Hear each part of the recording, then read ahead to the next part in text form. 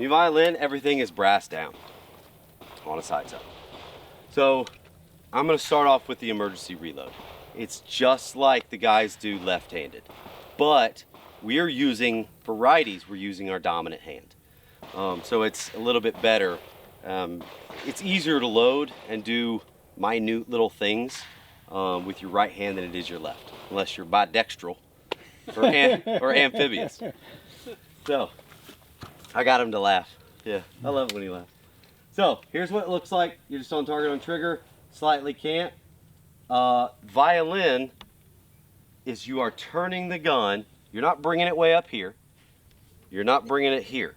It's about midways, right there, just enough to keep it.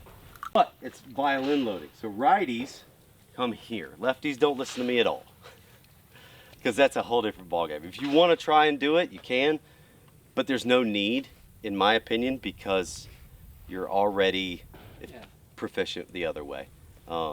If you really want to try it lefty, you can do that, but it just depends on how you set it up. So righties, you just come here if you need to. So this is flat, this is parallel, completely flat this way, completely flat every which way. So I can't see those rounds. This whole class of vision, I want to be able to see, because I might be fiddling with it, trying to find it. I just slightly can't, a little more outboard, and now I can see that round. All I'm going to do, pluck, drop brass, semi-automatics, just pressing that. Pumps, you're dropping it in. Here's the most important part. We are not doing this fast.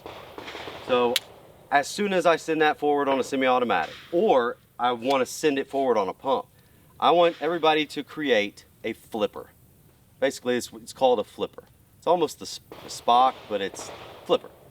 So your finger is straight. These three fingers are connected together and your thumb's out of the way. How that works, let me empty this so you can see it a little better.